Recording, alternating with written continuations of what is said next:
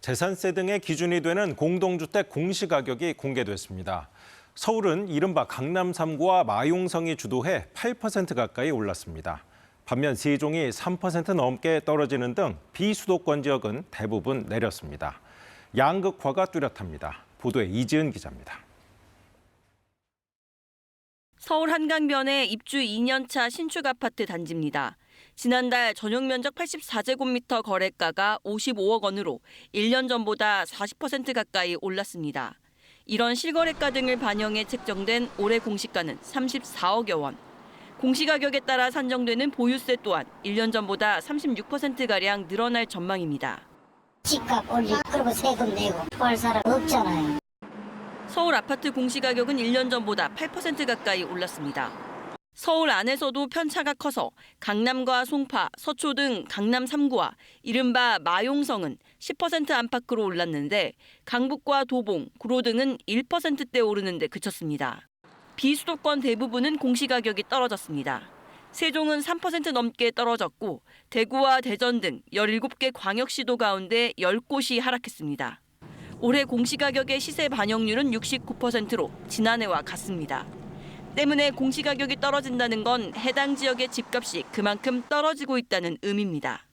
서울은 또 올해도 플러스고 그다음에 지방에서 또 내려간 곳이 있다고 하면 자연스럽게 수도권과 그 밖의 지역 간의 격차가 어느 정도 더 벌어졌다고 할 수 있죠. 공시가 12억 원 초과인 종부세 대상 아파트도 전체의 88%가 서울에 집중됐습니다. 수요가 몰리는 서울과 미분양이 쌓이는 지방, 갈수록 심해지는 집값 양극화가 공시가격으로도 증명됐습니다. KBS 뉴스 이지은입니다. 네, 방금 보신 공시가격은 올해 1월 1일 기준입니다. 그런데 서울 강남 3구 등은 그 이후에도 더 오르면서 지역 간 격차를 더욱 키우고 있습니다. 한 달 전 토지거래 허가구역이 해제된 이후 거래가 늘고 가격도 오르는 현상이 확산되고 있습니다. 결국 국토부 장관이 규제를 다시 할 수 있다고 시사했습니다. 윤아림 기자가 취재했습니다. 서울 강동구의 대단지 아파트. 최근 소형 평수 매매가가 1억 가까이 상승했습니다.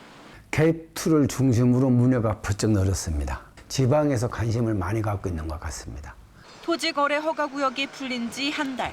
강남과 송파 집값이 급등하면서 똘똘한 한 채, 상급지 갈아타기 수요가 인근 지역까지 이동한 겁니다.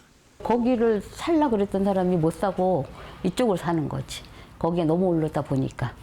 지난달 서울 아파트 거래량은 4,700건을 이미 넘었습니다. 지난해 9월 대출 규제가 강화된 뒤 3,000건 수준을 유지하던 게 6개월 만에 4,000건을 넘긴 겁니다. 과열로 볼 순 없지만 평균 수준을 회복하고 있습니다. 서울 아파트 값도 한 달 새 꾸준히 상승폭을 키웠습니다. 송파구는 올해만 2.8%가 올랐는데 강남 3구 집값은 2018년 이후 7년여 만에 최대 상승폭을 기록했습니다. 거래량과 거래액이 동방 상승하면서 집값 상승세는 마용성 등으로 확산하고 있습니다. 규제 해제와 금리 인하 영향이 맞물린 결과입니다.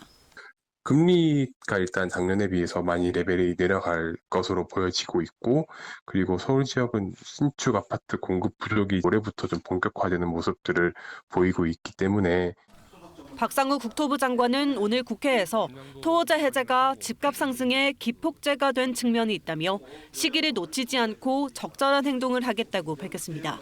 KBS 뉴스 윤아림입니다.